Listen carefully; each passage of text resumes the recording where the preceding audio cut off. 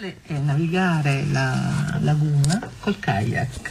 Sì. E ce ne parla Andrea Fasolo. Perché è così adatto il kayak?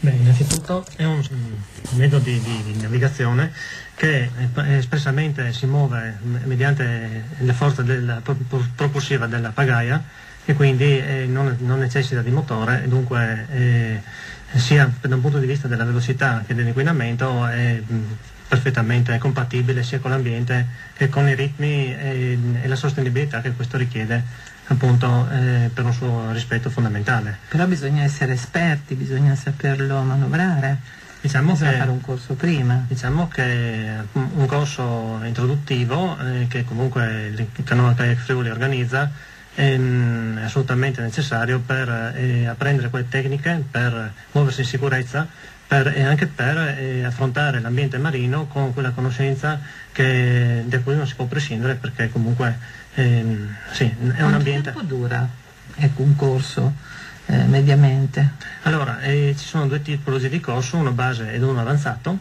Quello base si svolge nell'ambito di un fine settimana, un sabato e una domenica, idem per quello avanzato, e sono strutturati proprio per fornire una tecnica progressiva per affrontare in sicurezza ogni tipo di avversità. E dove li tenete questi corsi? Allora, i corsi si tengono presso gli spazi della Società Nautica Laguna, al villaggio del Pescatore. Stiamo parlando di Marano? No, stiamo parlando di Trieste. Ah, Trieste. Noi abbiamo due basi operative, una presso Comune di Duino, se non sbaglio. Comune di Duino, sì. Una presso l'Associazione Nautica Settima Zona, Nautisette, che ci ha da sempre ospitato e supportato, e l'altra base appunto di recente acquisizione, quella presso appunto la Società Nautica Laguna del villaggio del Pescatore, che ci mette a disposizione i suoi pontili e le sue acque demaniali per svolgere questi corsi. E come vanno i corsi? Sono richiesti da molte persone? Cresce l'attenzione, la estremamente curiosità? richiesti, estremamente gettonati, fanno tutto esaurito, sono appena iniziati quello scorso fine settimana, adesso andranno avanti per tutta l'estate. Ma sono tutti triestini oppure un po' vengono da tutta la regione? Diciamo che le persone che partecipano vengono da tutta la regione e anche da fuori regione. Però voi appunto organizzate anche dei percorsi nella laguna di Marano. Sì. Ecco, da dove partite? Ci spieghi un po' come funziona? Sì. Allora, noi organizziamo delle escursioni e delle manifestazioni.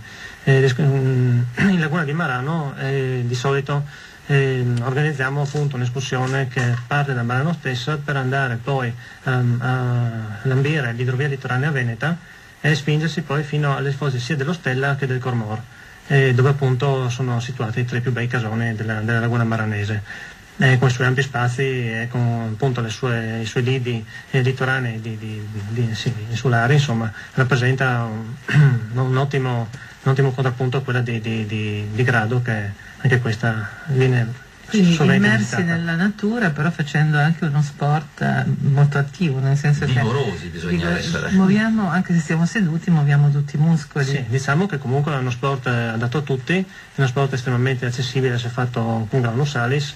Ci sono praticanti di tutte le età. Possono correre se non siamo sufficientemente attenti?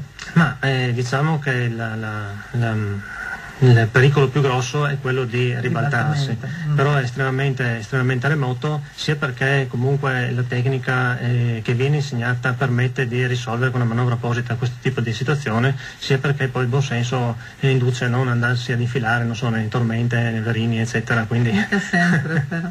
Ma se dovesse ribaltare la canoa, che succede? Subito si sa quello che ci sono una manovra che viene appunto insegnata ai corsi, che si chiama Eschimo, che permette un raddrizzamento in sicurezza e rapidità del mezzo, oppure si può semplicemente fuoriuscire dal pozzetto, però poi ci sono tutte le manovre di svuotamento dell'imbarcazione e risalita relativa. Insomma. E voi, a che età si inizia? Diciamo che l'età dei nostri frequentatori è relativamente alta, pochi giovani.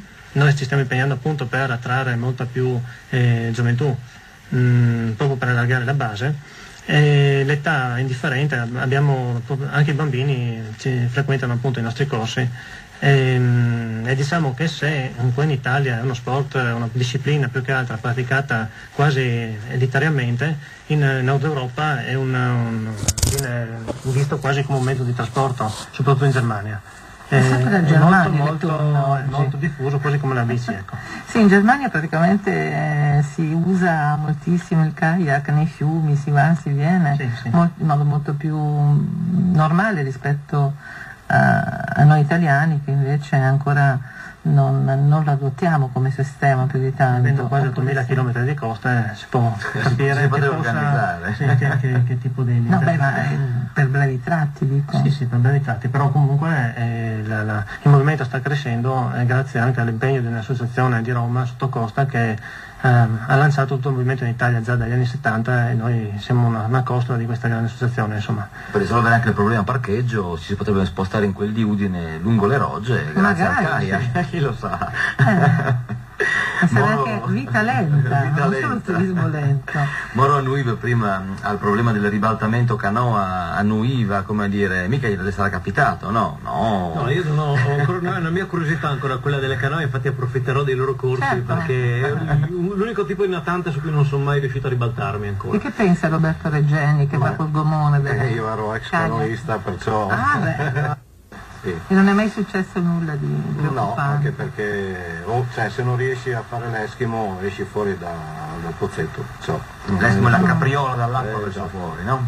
Okay, Questo non è mica tanto facile. No, Intanto la vediamo. ci sono 3 tecniche, ma c'è la più semplice che è quella che usano tutti. Invece essere trasportati sul gommone Non c'è nessun rischio. non c'è nessun rischio, no, ci anche perché sediamo lì. Solo quello di bere un bicchiere di vino buono di troppo. Quello sì, quello lo faccio bere a loro perché... Non si buca comunque il gommone. Anche se si buca non affonda. E com'è possibile? Perché c'ha lo scafo sotto che è inaffondabile. È la zattera, diventa una zattera. È la barca più sicura in assoluto. Ah sì? Sì. I nostri esperti sono d'accordo?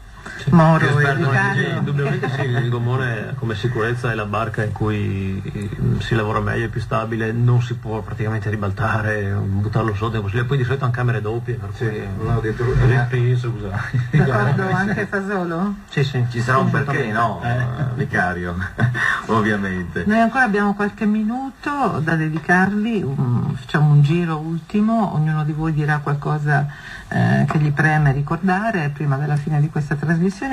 Bene, allora io vorrei porre l'accento sulle nostre 2 manifestazioni principali, una che si tiene in Costiera Triestina il prossimo 24 giugno, e la Due Castelli. È imminente in questi Imminente, sì, siamo dietro agli ultimi preparativi, una pagaiata dal villaggio del Pescatore fino all'area protetta marina di Miramare con loro sponsorship e patrocinio e ritorno. È un evento che si tiene già da 7 anni nella Laguna di Grado, la Casoni Aperti, che è una manifestazione rivolta sia al kayak da mare che ad un turismo propriamente inteso, che vede il raggiungimento, con partenza da Aquilea, dalla sede Nauti 7, di alcuni dei più caratteristici casoni del Palude Sotto, ossia di quella porzione della laguna gradese di Ponente che appunto esiste sulla idrovia di Terana Veneta.